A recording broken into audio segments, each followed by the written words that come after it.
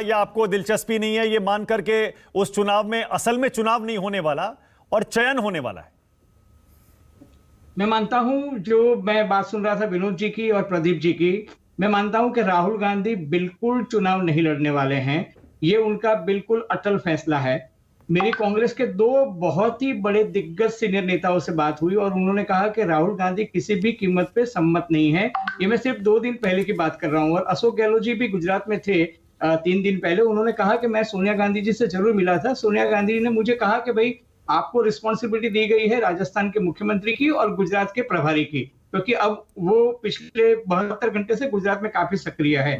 लेकिन जहां तक मेरी इंफॉर्मेशन है और मेरा जो ऑब्जर्वेशन है गुजरात में और पूरे हिंदुस्तान में जो कांग्रेस की स्थिति है, मुझे लगता है अहमद पटेल की कमी जो है वो हमें बहुत खल रही है, कांग्रेस पार्टी को भी खल रही है। क्योंकि अहमद भाई एक ऐसे लिंक थे, हम गुजरात में भी देखते थे, ओवरऑल इंडिया में भी देखते थे कि जहां कहीं जैसे ये G23 नेताओं का मसला हुआ या 100 लीडर्स ने कोई सीक्रेट लेटर लिखा, अहमद भाई एक ऐसे व्यक्ति थे कि वो लोगों को समझाते थे और पार्टी के अंदर डायलॉग रखते थे, डिसेंट रखते थे, डिस्कशन पे ज्यादा जोर देते थे और साथ ही कांग्रेस पार्टी में एक डेमोक्रेसी का माहौल भी बना रहता था। अनफॉर्चुनेटली आप देखिए कि पिछले 3 साल में 250 से ज्यादा मेंबर पार्लियामेंट और एमएलए जो हैं वो पार्टी छोड़ के चले गए हैं। गुलाम नबी आजाद लीजिए, अश्विनी कुमार लीजिए, कपिल सिब्बल लीजिए, कैप्टन अमरिंदर सिंह लीजिए, प्रेमा खांडू, फलेरियो, हेमंता बिस्वा या बीरेन सिंह या नारायण राणे या रीटा बहुगुणा जोशी या प्रियंका, यादी बहुत लंबी है।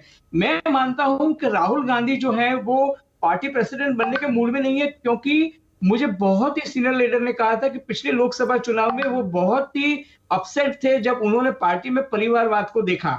मैं एग्जांपल देना चाहूंगा, जैसे वो नहीं चाहते थे कि अशोक गहलोत के बेटे जो है वो चुनाव लड़े, वो नहीं चाहते थे कि कमलनाथ के बेटे जो है वो मध्य प्रदेश से चुनाव लड़े, वो नहीं चाहते थे कि पी चिदम्बरम के बेटे जो है वो चुनाव लड़े, क्योंकि उनका ये कहना था कि इतने सीनियर नेता अशोक गहलोत 35-35 पब्लिक मीटिंग अपने बेटे को चुनाव जिताने के लिए कर रहे हैं और फिर भी वो बेटा जो है वो चुनाव लोकसभा में हार जाता है। आप सोचिए, जहां राजस्थान, मध्य प्रदेश और छत्तीसगढ़ में 6 महीने पहले असेंबली चुनाव में जो कांग्रेस पार्टी भारतीय जनता पार्टी के सामने जीती थी, वहां 25 में से 25 सीट भारतीय जनता पार्टी लोकसभा की जीत जाती थी। तो राहुल गांधी बड़े अपसेट थे अशोक गहलोत से भी और कमलनाथ से, क्योंकि वो मध्य प्रदेश के मुख्यमंत्री थे, वो राजस्थान के मुख्यमंत्री थे और चिदम्बरम को रिस्पॉन्सिबिलिटी दी गई थी, लेकिन चिदम्बरम अपने बेटे को चुनाव जिताने के लिए तमिलनाडु में ज्यादा रहते थे।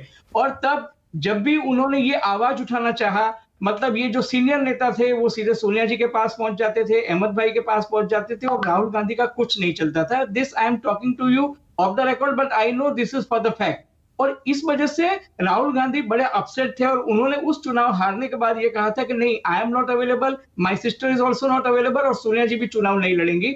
मुझे ऐसा लगता है राहुल जी की पिछली जो बातें, अब वो गांधी जी, राहुल गांधी जो है वो महात्मा गांधी बनने के मोड पे आ चुके हैं कि भाई मैं पार्टी को एक आइडियोलॉजिकल जो इनपुट है वो मैं दे सकता हूं, मैं पार्टी को एक लीडरशिप दे सकता हूं, लेकिन मैं ये चुनाव के भाई जोधपुर से कौन चुनाव लड़ेगा या जबलपुर में कौन रहेगा या गुजरात में कौन प्रभारी रहेगा, मुझे इससे नहीं वास्ता है।